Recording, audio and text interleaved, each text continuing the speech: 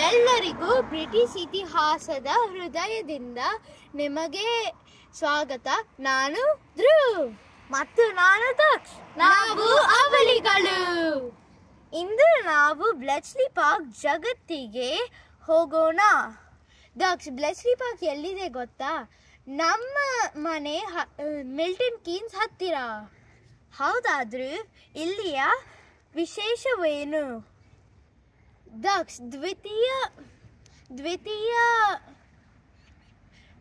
ಮಹಾಯುದ್ಧದ ಸಮಯದಲ್ಲಿ ಬ್ಲೆಚ್ಲಿ ಪಾರ್ಕ್ ಮುಖ್ಯವಾದ ಪಾತ್ರ ವಹಿಸಿದೆ. ಹೌದಾ? ಇಲ್ಲಿ ಬಾಂಬ್ ಹಾಕಿದ್ರ? ಅಲ್ಲ ದಕ್ಷ, ಬ್ರಿಟಿಷ್ ಇಂಟೆಲಿಜೆನ್ಸ್ ಜರ್ಮನಿ ನಿಗ್ಮಾ ಮತ್ತು ಲಾರೆನ್ಸ್ ಸೈಫರ್ ಅನ್ನು ಡಿಕೋಡ್ ಮಾಡಲಾಗಿತ್ತು. ಸೊ ಇವರು ಸೀಕ್ರೆಟ್ ಏಜೆಂಟ್ಸಾ? ತಪ್ಪದೆ.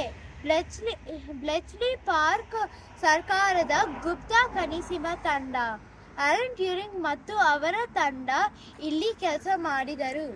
ಸೊ ಈ ಸೂಪರ್ ಹೀರೋ ತಂಡದಂತೆ ತಿಳಿಸುತ್ತಿದೆ. ಹೌದು, ಅವರಿಂದ ಯುದ್ಧ 2 ರಿಂದ 4 ವರ್ಷಗಳವರೆಗೆ ಕಡಿಮೆ ಮಾಡಿದೆ. ಇಲ್ಲ ಎಂದರೆ ಏನಾಗುತ್ತಿತ್ತೋ ನೆನೆಸಿಕೊಂಡರೇನೆ ಭಯ ಆಗುತ್ತೆ. ನಿಮಗೆ ಗೊತ್ತಾ, ಆಕ್ಸ್ಫರ್ಡ್ ಮತ್ತು ಕೇಂಬ್ರಿಡ್ಜ್ ಯೂನಿವರ್ಸಿಟಿ ಹತ್ತಿರವಿದೆ, ಏಕೆಂದರೆ ಎಲ್ಲ ಸೂಪರ್ ಹೀರೋ ಇಲ್ಲಿ ಇದ್ದಾರೆ.